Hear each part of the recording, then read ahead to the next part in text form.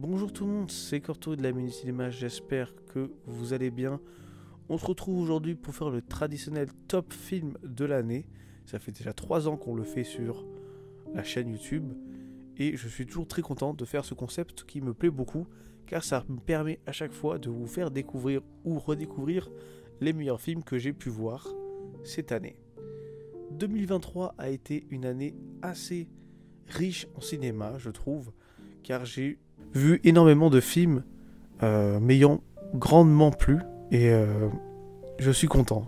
Franchement, ça faisait longtemps que j'avais pas eu une aussi bonne année cinéma depuis la crise du Covid, et ça fait plaisir de voir que le cinéma, en tout cas l'industrie du cinéma, a repris de son essor, même si bon, cette année a été aussi impactée par la grève des scénaristes et des acteurs aux États-Unis, ce qui va donc pertinemment impacter la production des films qui devaient sortir pour 2024, et également en France, où on a eu tendance à moins en parler, mais les syndicats français ont aussi fait grève pour être mieux traités et mieux rémunérés. Et je suis content, il fallait bien que les gens du secteur en parlent, parce que effectivement, le cinéma, c'est quand même... alors, beaucoup de gros noms, mais en fait, le cinéma, c'est surtout les petits noms qui les font tourner, car ce sont tous les techniciens, tous les intermittents du spectacle qui travaillent pour que le cinéma existe et qu'on puisse voir des films au cinéma. Et c'est important qu'on les traite correctement. Et je pense que c'est quand même important. Et je suis content que 2023 ait été une année assez symbolique pour tous ces messages. Et c'est important. Alors, avant de commencer le traditionnel top 10, comme chaque année, il a été assez dur pour moi de faire un top, car j'aurais voulu nommer énormément de films, car, comme je vous l'ai dit, cette année a été riche et ça a été dur de faire des choix. Malgré tout, j'ai quand même sélectionné des petites mentions honorables que je vais vous citer assez rapidement, histoire que l'on passe directement au top 10. Alors, parmi les mentions honorables, je peux par exemple vous citer le thriller américain Misanthrope, réalisé par l'Argentin Damian Zifron. Misanthrope, c'est l'histoire de Eleanor, une agente du FBI qui a pour mission de retrouver un terroriste ayant tué énormément de personnes lors d'une fête nationale à coups de sniper. Scénario assez basique, vous pourrez me dire, mais condensé dans un thriller très très efficace que j'ai grandement apprécié, avec pas mal d'acteurs assez peu connus ou qu'on connaît mais pour des rôles minimes, et qui sont là pour le coup bien utilisés et bien mis en scène par le réalisateur dans un thriller qui, je trouve, se tient en haleine de A à Z, avec un méchant qui pourrait tomber dans le manichéisme, mais qui finalement, je trouve, ne l'est pas. Misanthrope, c'est un bon thriller. Je n'ose pas vous dire plus de choses, car je pense qu'il faut mieux le regarder, et si vous aimez les thrillers, je pense que ça peut grandement vous plaire. Par la suite, je peux vous parler quand même du Garçon et du Héron, réalisé par Hayao Miyazaki, le célèbre et légendaire réalisateur de films d'animation japonaise. Alors, Le Garçon et l'Héron, personnellement, c'est un film...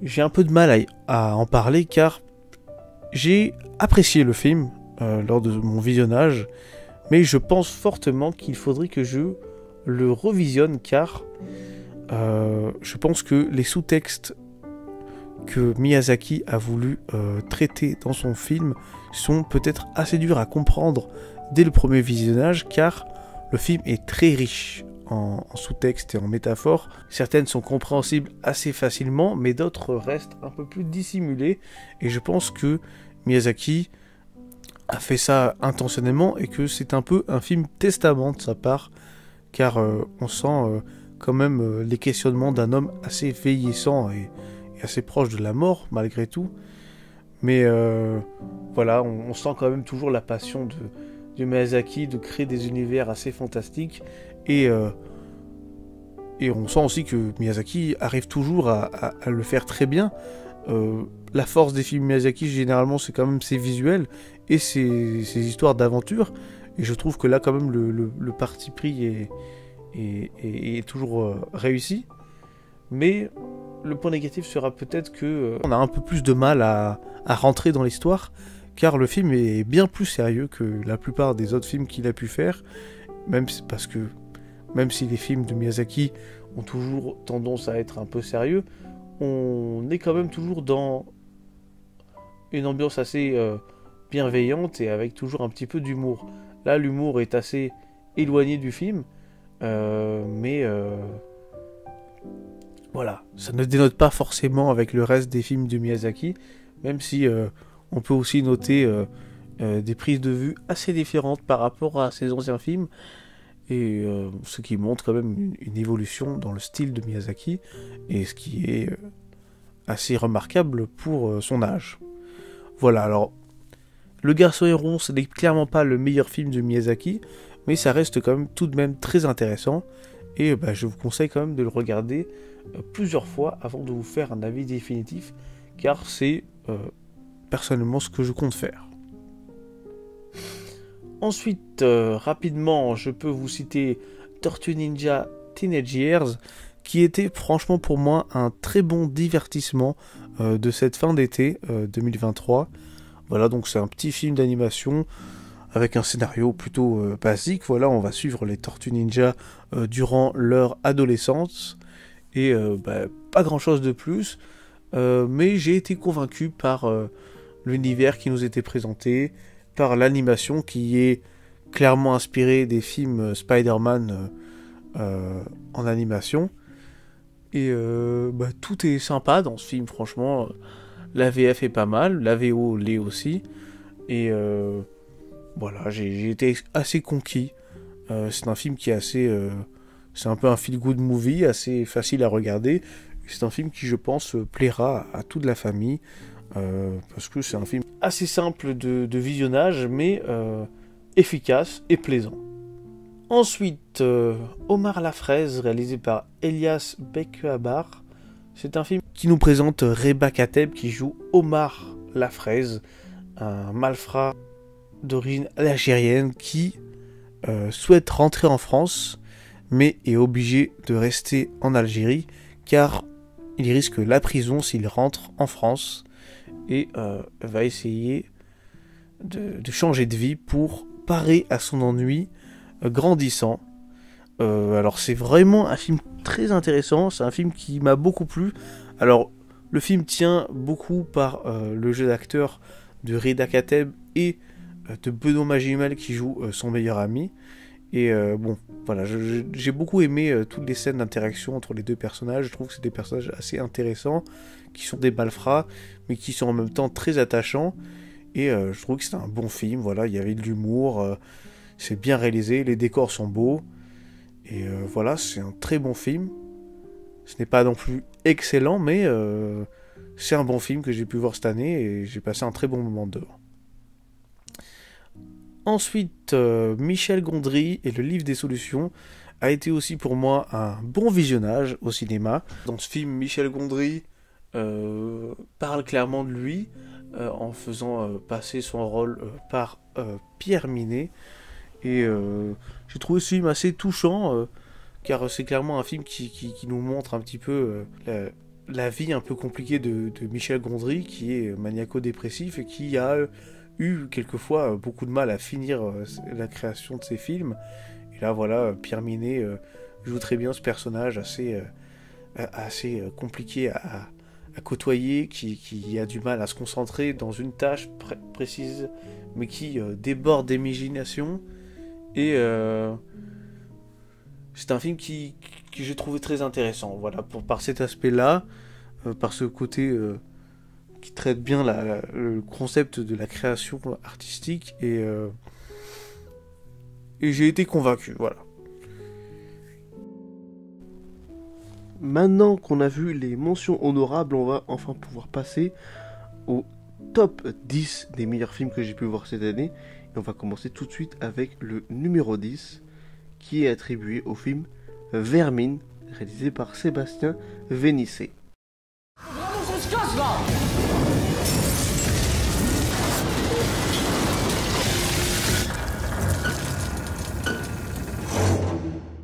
Alors Vermine, c'est un film français d'horreur.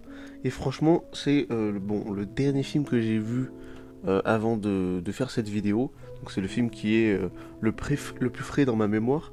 Et franchement, je peux vous dire tout de suite que c'est un film que j'attendais parce que c'est un film déjà français qui est très ambitieux et en plus d'horreur. Et honnêtement, moi, ces derniers temps, les derniers films d'horreur que j'ai pu voir au cinéma sont des films qui m'ont énormément déçu ou que j'ai trouvé assez mauvais. Et là, je trouve que c'est un film super réussi. Vermine, c'est un film qui nous tient en tension du début à la fin et qui raconte donc l'histoire de Caleb, un jeune de cité qui est fan d'animaux exotiques et d'insectes, qui va en fait un jour ramener chez lui, dans son appart, une araignée qui vient du Sahara. Et en fait, cette araignée va s'échapper et va petit à petit commencer à infester toute sa résidence. Et en fait, les araignées vont se reproduire et vont commencer en fait à tuer la plupart des gens qui habitent dans l'immeuble. Et bon, parce qu'en fait, c'est clairement pas des araignées normales, c'est vraiment des araignées qui deviennent de plus en plus grandes et qui se multiplient de plus en plus vite. Et les personnages vont essayer de devoir survivre face à cette armée d'araignées. Alors, franchement, le film est une réussite totale parce que franchement, c'est pour un coup un film d'horreur qui nous tire en haleine du début à la fin et qui a une super tension. Les personnages sont plutôt attachants. La plupart des acteurs jouent bien. Voilà, le personnage principal, Théo Christine, qui joue Caleb, est très convaincant. La plupart des acteurs le sont aussi. Mention spéciale à Jérôme Niel, que je suis très content de voir dans un film. Parce que Jérôme Niel, voilà, c'est un gars qu'on connaît de YouTube et ça fait plaisir de le voir dans un film au grand écran. Et surtout que son rôle est plutôt pas mal. Et voilà, je trouve que la mise en scène des araignées aussi est très bien faite dans ce film. Voilà, les araignées sont représentées comme quelque chose de très beau, mais en même temps quelque chose de très flippant. Et voilà, il y a une mise en scène assez pesante qui va nous montrer généralement les araignées en premier, puis après la conséquence du fait que les araignées soient là. La musique est super, voilà, la musique a un rôle important dans le film parce que elle nous tient en haleine, voilà. Et voilà, elle est parsemée aussi pas mal de morceaux de rap, voilà, on a du Damso, du Laylo ou encore du Benjamin Epps. Et ça fait bien plaisir. La vidéo est cool parce que ça représente bien un petit peu ce qu'on peut par exemple écouter de nos jours.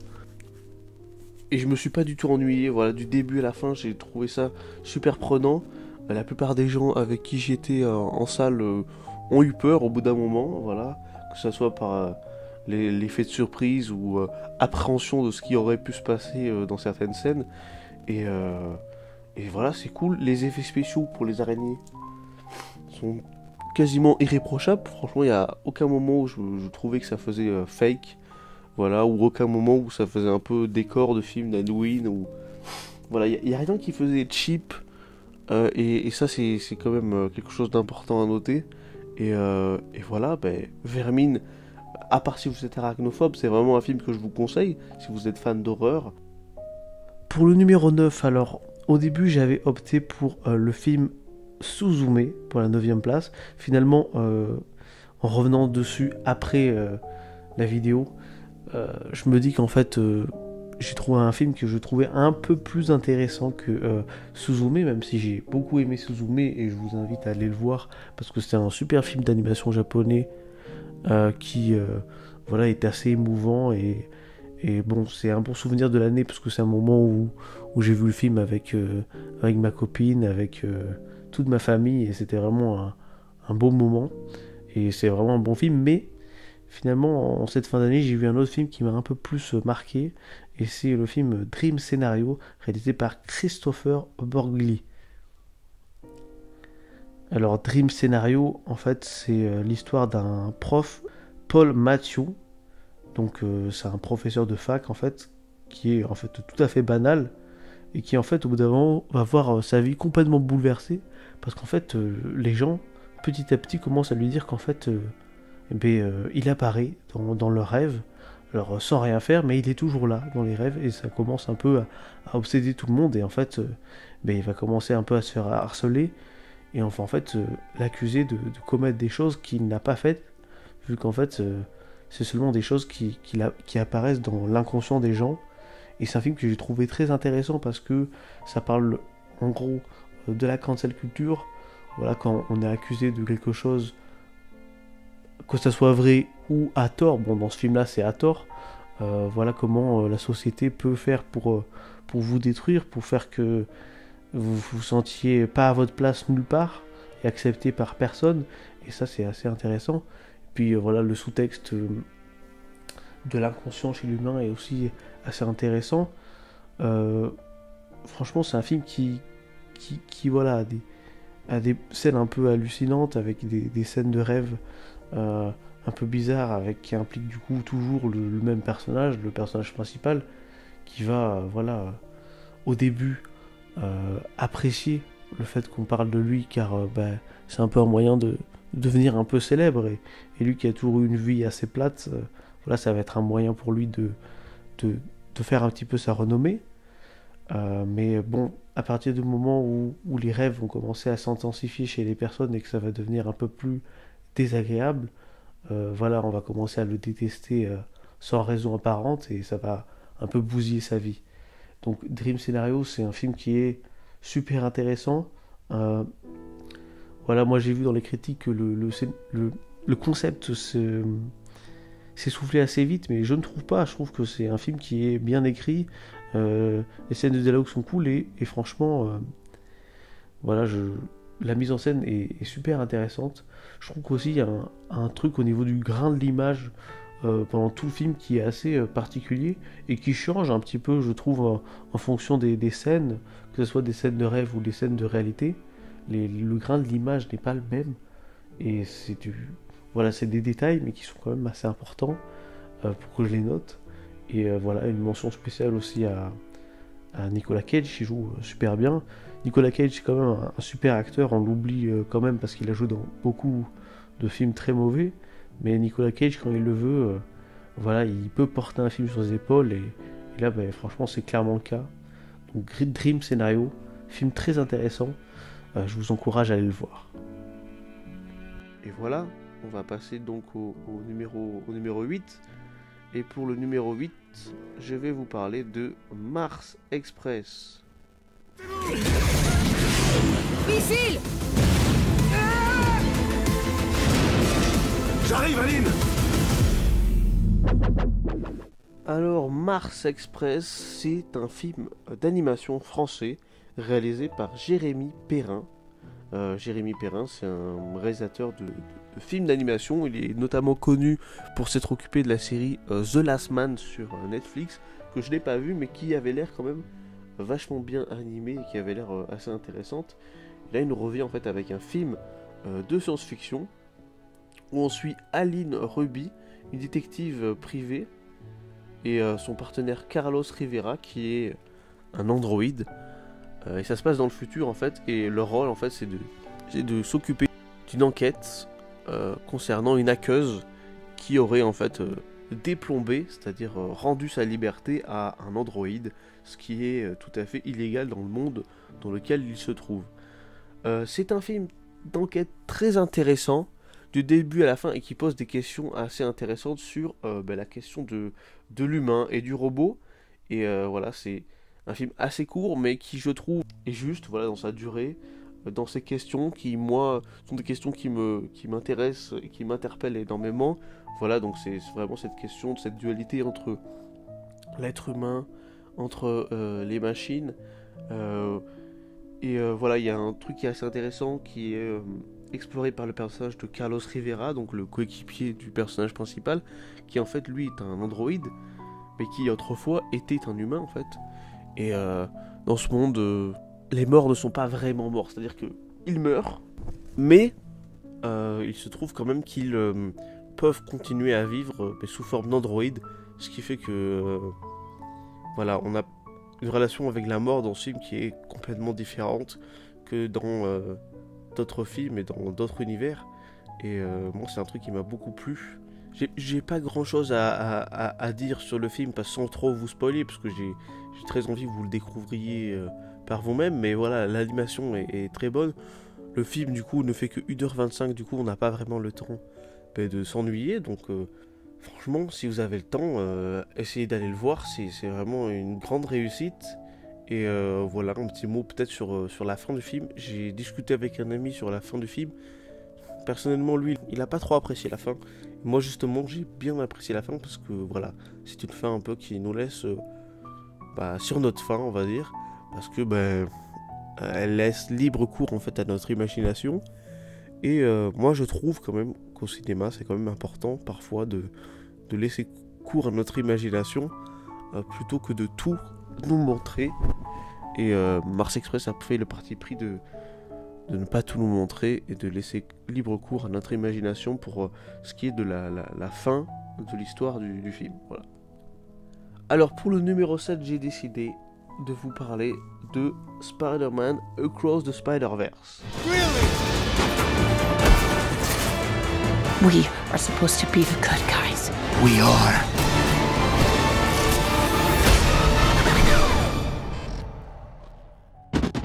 Alors, Spider-Man Across the Spider-Verse, c'est un film qu'on a déjà critiqué sur la chaîne. Je vous invite à aller voir la vidéo si vous voulez mon avis plus en détail. Parce que là, je vais faire un petit peu en surface et vous dire pourquoi il est dans le top et c'est un des films que j'ai préféré. Alors, j'imagine que si je l'avais revu une deuxième fois, peut-être que le film serait plus haut dans mon top. Parce que, bon, on va pas se le cacher, c'est pour moi la claque visuelle de l'année, Spider-Man Across the Spider-Verse, et ça je vous l'avais dit déjà dans ma vidéo. Mais voilà, c'est une super suite déjà au premier opus de Spider-Man Into the Spider-Verse, qui était déjà visuellement une claque, et qui était déjà un film qui traitait très très bien le concept de multivers. Et là, le concept de multivers est encore mieux traité que dans le premier. Voilà, on n'est pas dans du fan service gratuit, il y en a évidemment, mais souvent ça sert à l'histoire, et en même temps le but du film c'est quand même que Spider-Man visite différents univers, et moi le truc qui m'a vachement plu, et un truc qui n'aurait pas été capable, en tout cas ça aurait eu moins d'impact pour moi si ça n'avait pas été en animation, c'est qu'en fait dès qu'on change d'univers, dès qu'un personnage n'est pas du même univers qu'un autre, son style d'animation change. Et ça, c'est un concept que je trouve est très très intéressant, parce que ça permet en fait une palette visuelle dans le film qui est juste incroyable.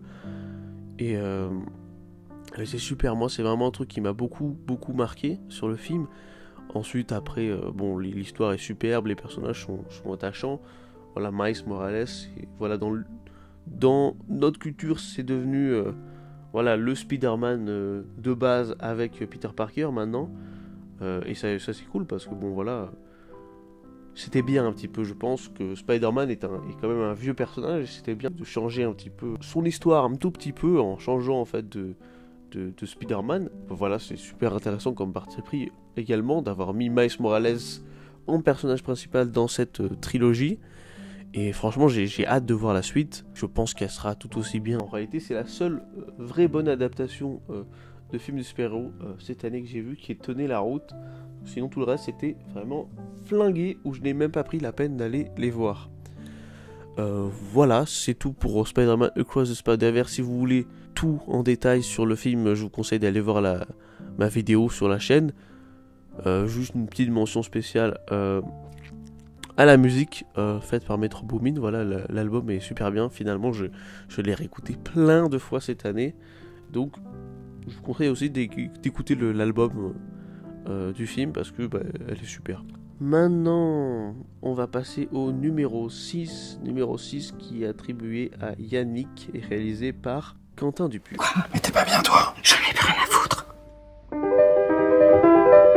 Ça peut partir en sucette à n'importe quel moment, là, cette histoire. D'accord?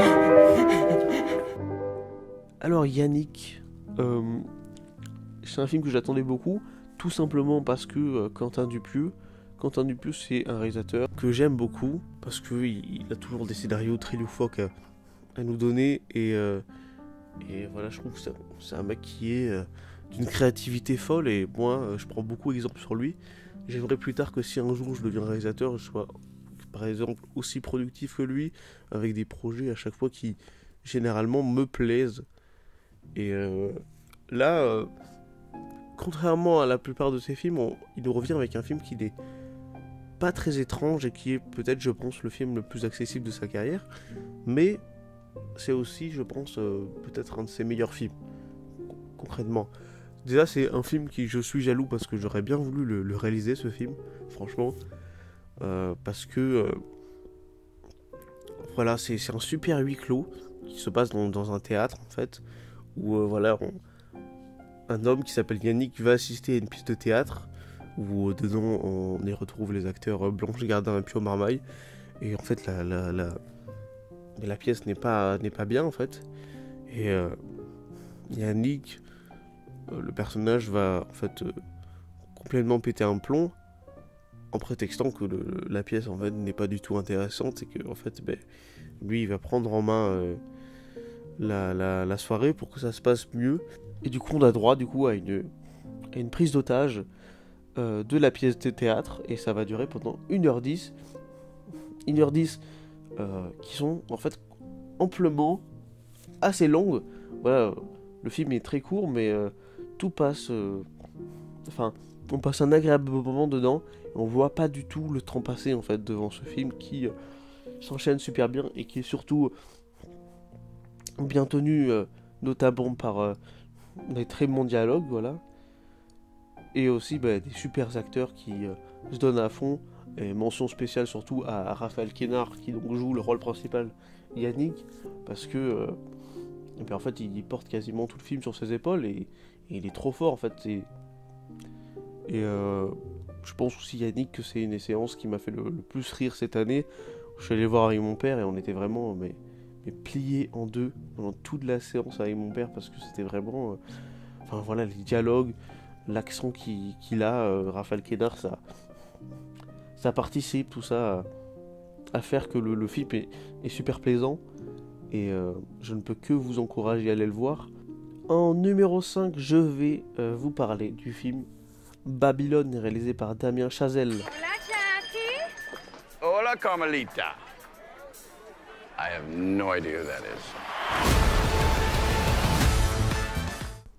Alors Babylone, c'est donc le 4e film réalisé par Damien Chazelle.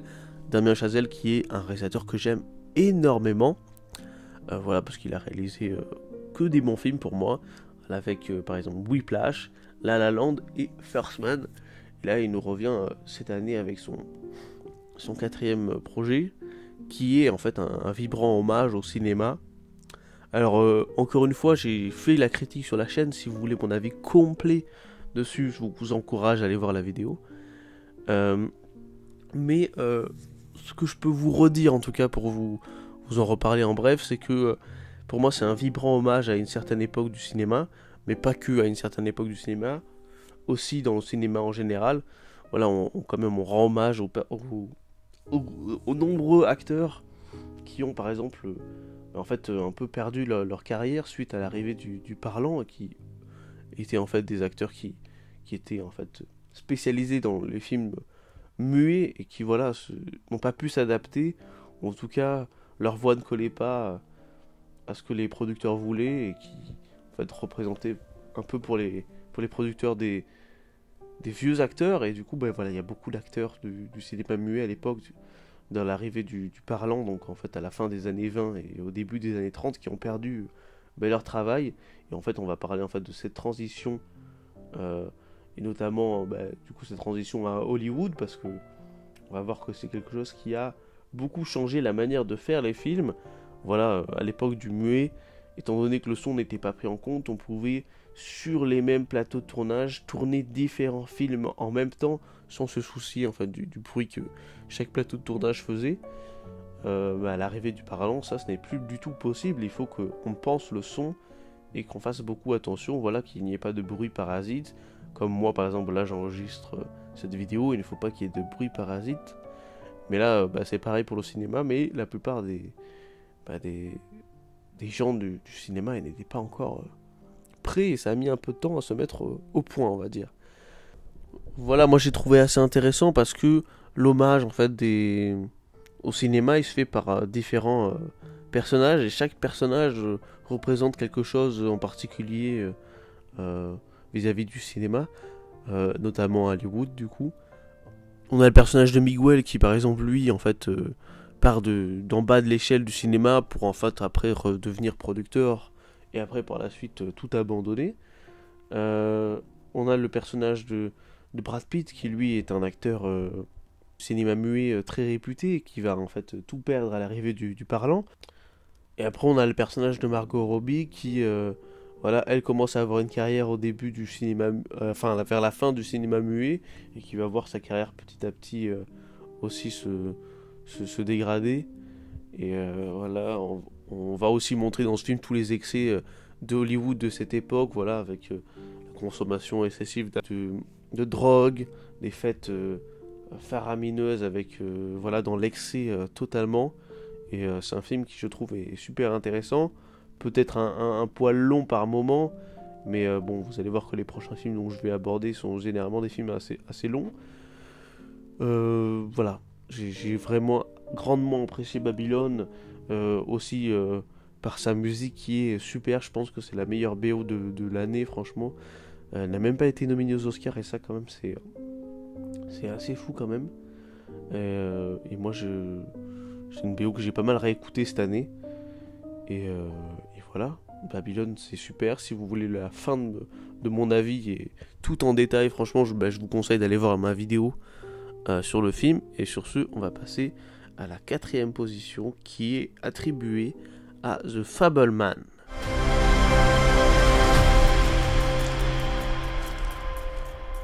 What was your favorite part? Alors Fabelman, c'est donc réalisé par Steven Spielberg, le maître Steven Spielberg, et encore une fois, j'ai fait un petit peu la critique sur la chaîne dans une vidéo où je parlais de plusieurs films à la fois, et donc je peux déjà vous dire, en reprenant un petit peu ce que j'avais pu dire dans la vidéo, que Fabelman est un film qui m'a beaucoup touché, parce que comme Babylone c'est un film qui rend hommage au cinéma, et ça c'est quand même quelque chose qui me plaît beaucoup, de rendre hommage au cinéma, et là surtout par le prisme de Steven Spielberg, qui est un réalisateur que j'aime énormément, qui voilà là clairement raconte un peu l'histoire de sa vie, et c'est quelqu'un qui est en fait un amoureux inconditionnel du cinéma depuis qu'il est jeune, et qui a finalement réussi à faire ça de sa vie. C'est un film voilà qui est, moi je trouve personnellement très touchant.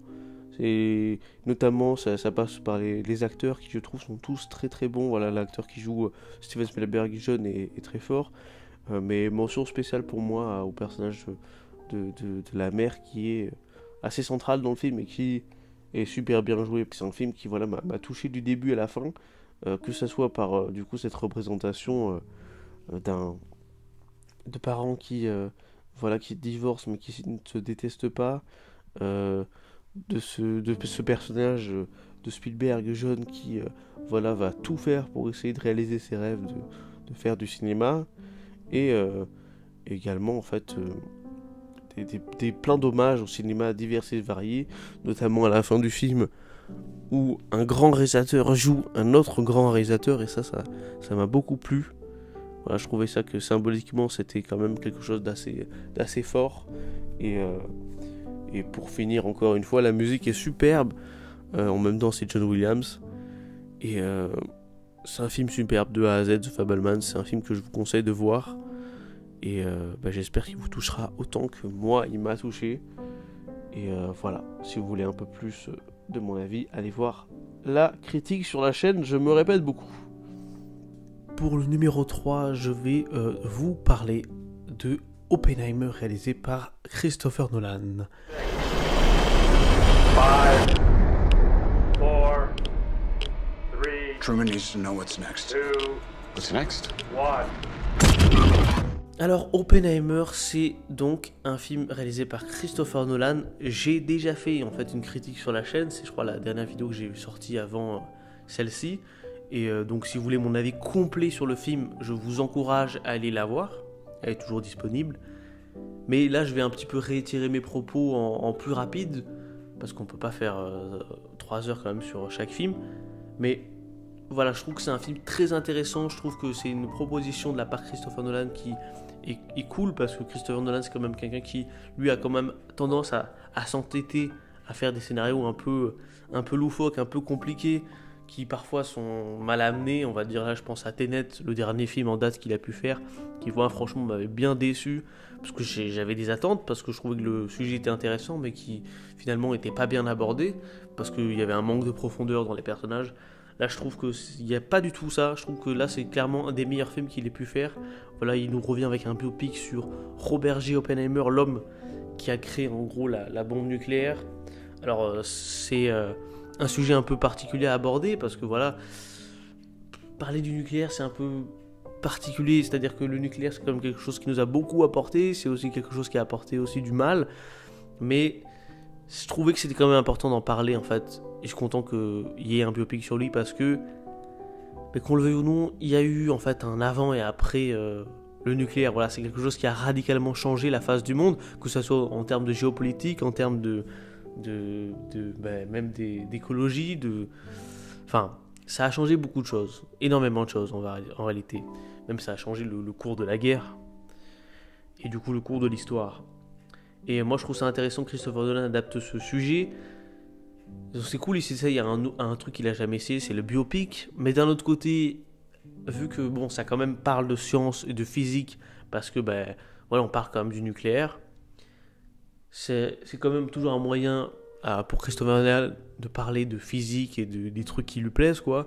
Et voilà, on pourra critiquer beaucoup de charabia du coup sur la physique, etc. Mais en même temps c'est assez important, on va dire, même s'il aurait pu vulgariser un tout petit peu plus, mais c'est bien que ça soit précis. On a besoin quand même que les choses soient précises pour qu'on comprenne, et là je trouve que c'est bien expliqué.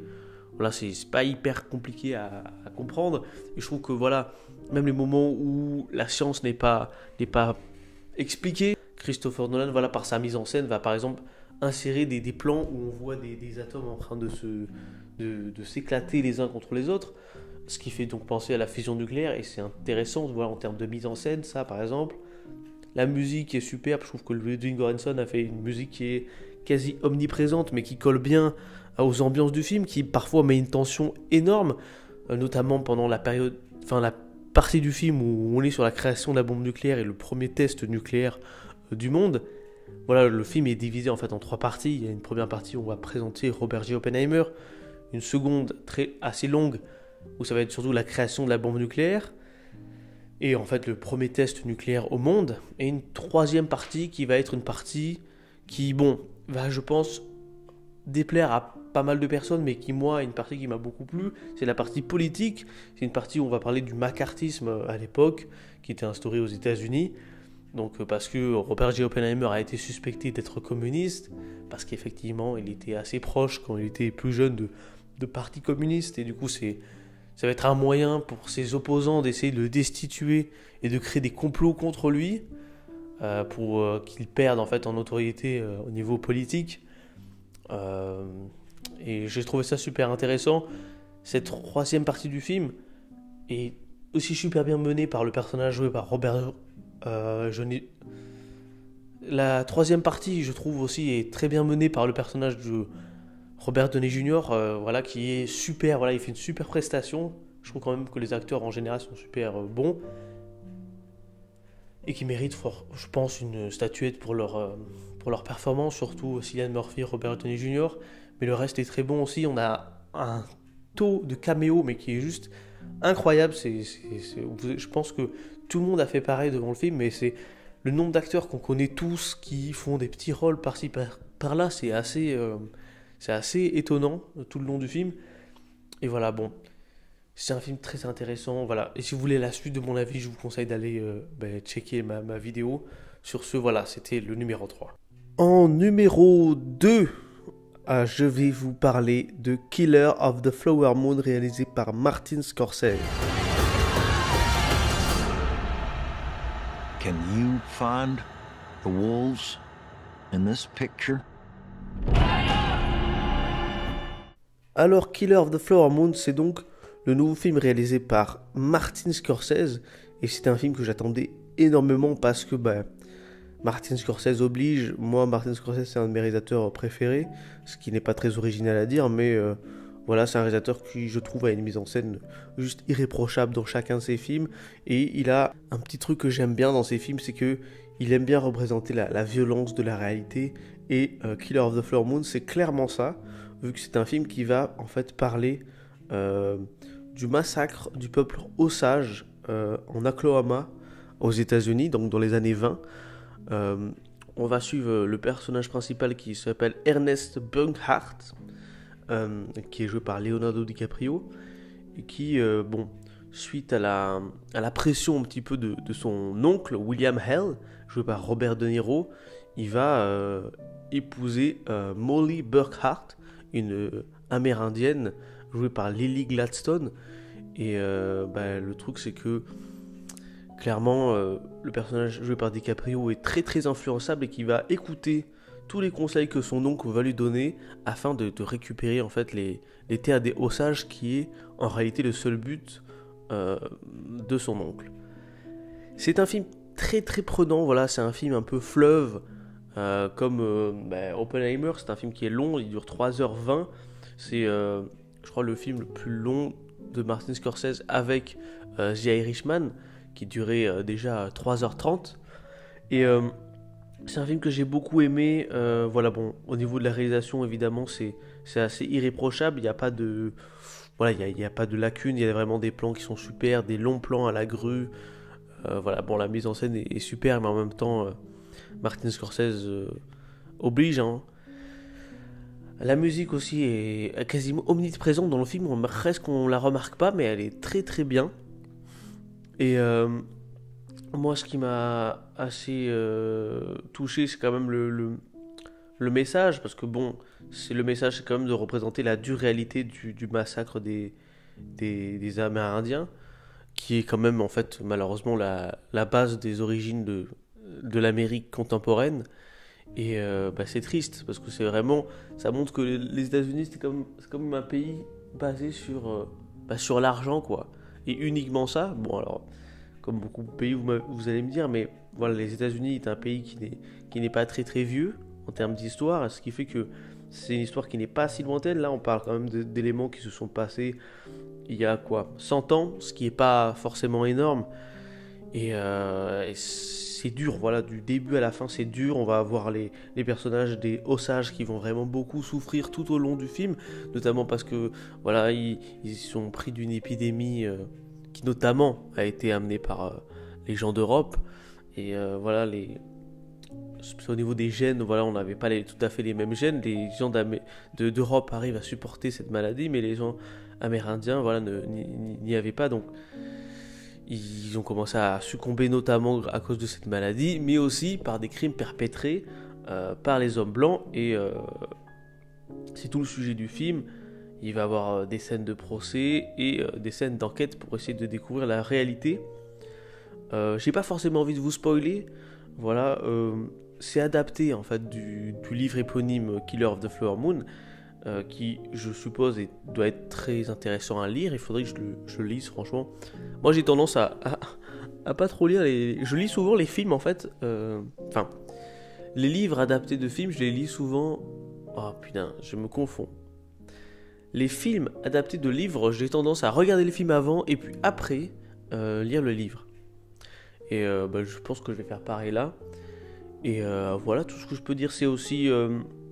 les prestations sont super, voilà, on a du coup DiCaprio qui joue très bien comme d'habitude, Robert De Niro est très très bon, mais franchement, pour moi, l'actrice qui m'a le plus marqué, c'est Lily Gladstone, parce que elle a fait la performance qui m'a le plus touché, et pour moi, elle mérite une nomination aux Oscars, et même de gagner, parce que elle est trop forte. Alors là, elle a déjà gagné le Golden Globes de la meilleure actrice, ce qui est totalement mérité.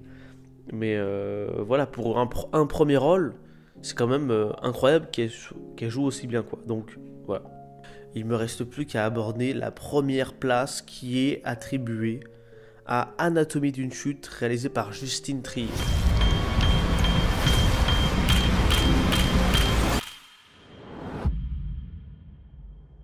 innocent, you know that, right?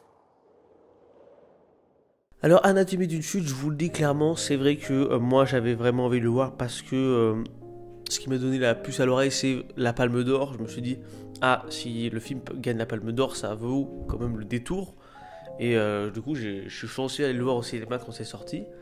Et je n'ai pas du tout été déçu. Je ne connais pas vraiment Justine Triet. Enfin, je n'ai pas vu ses précédents films. Par exemple, je sais qu'elle a fait le film Sibylle avec Virginie Efira, mais je suppose que c'est bien, mais je ne l'ai pas vu. Donc je ne pourrais pas vous faire un petit avis dessus. Mais en tout cas, Justine Triet nous revient avec un film très très fort qui nous raconte l'histoire de Sandra, une écrivaine allemande, et de son mari, Samuel, qui vivent ensemble avec leur fils Daniel, isolés dans les Alpes. Le truc, c'est qu'un jour, Samuel va être retrouvé mort en face de leur maison, et la police va suspecter une quête de meurtre en trouvant des enregistrements que Samuel a fait peu avant sa mort. Et ça va être un film où on va essayer de découvrir la réalité, où on va accuser énormément le personnage de Sandra, joué par Sandra Hüller, qui va en fait devoir se défendre. Mais ça va être aussi un petit peu une famille qui se déchire, parce qu'on va aussi beaucoup solliciter l'avis de Daniel, le fils, joué par Milo Machado Graner, qui fait une super performance du début à la fin. Franchement, cet enfant il est super fort. Franchement, je trouve qu'il est d'une justesse tout le long du film, et je trouve que c'est une des meilleures performances du film. Et le problème, c'est que lui, il est malvoyant, donc il n'a pas pu forcément voir ce qui a pu se passer. Il a juste des souvenirs qui sont peut-être un petit peu étriqués, parce que c'est un moment qui l'a profondément choqué. Et tout ce film va être super intéressant. On a en fait des scènes de flashback qui sont illustrées par des enregistrements que Samuel a pris avant sa mort, et qui nous présentent des scènes, par exemple, de disputes qui sont très intenses et qui sont super bien réalisées et super bien jouées par les acteurs principaux, notamment Sandra Hüller et du coup Samuel Théis, Samuel Théis, là on a appris il y a quelques jours qu'il était accusé d'agression sexuelle, ce qui n'est pas très cool à apprendre.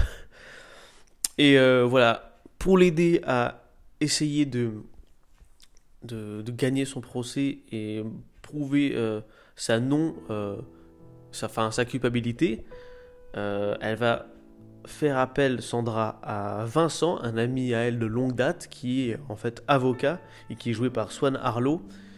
Et il va y avoir beaucoup de scènes aussi de procès où Sandra Hüller va être acculée lors du procès, où vraiment on l'incrimine énormément. Donc c'est un peu dur, parce que on se met un peu à la même place que en fait c'est un peu comme Dream Scenario dont j'ai parlé un peu avant. C'est que c'est des films où on se met un peu à la place des personnages principaux, et on se dit que franchement qu'est-ce qu'on ferait nous à cette place, est-ce qu'on tiendrait le coup moralement, parce que c'est quand même très dur à vivre. Le personnage de Sandra du coup commence à avoir une distance avec son fils, qui va quand même se poser des questions sur la nature de la mort de son père, et ce qui est forcément légitime. Mais tout ça est agrémenté par une mise en scène très très bonne, avec aussi des super beaux décors. Je pense notamment à toutes les scènes qui se passent dans les Alpes, ou dans les montagnes enneigées, où se trouve la maison. Je trouve qu'aussi il y a un super travail de cartographie, c'est-à-dire que parmi une des suspicions de la mort du personnage de Samuel, on peut aussi imaginer que en fait il est juste tombé, ou qu'il a été poussé, l'un des deux. Et le titre du film quand même annonce la couleur. En fait, quand on y pense, c'est vraiment Anatomie d'une chute. C'est vraiment, on va pendant tout le film décortiquer la manière dont il a pu tomber, et c'est juste génial. Rien que par le titre, on peut déjà se poser des questions sur l'intrigue du film.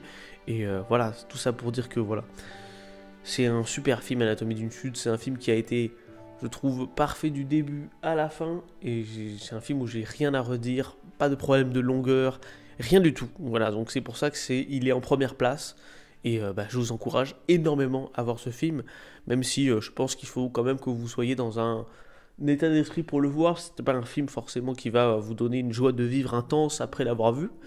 Mais voilà. C'est tout. On a fait le top 10 de l'année comme on le fait chaque année. Je suis très content de l'avoir refait cette année. J'espère que vous découvrirez certains films ou redécouvrirez certains. Et voilà, on se dit à la prochaine. C'était tout pour moi. Ciao tout le monde. Likez, abonnez-vous et prenez soin de vous.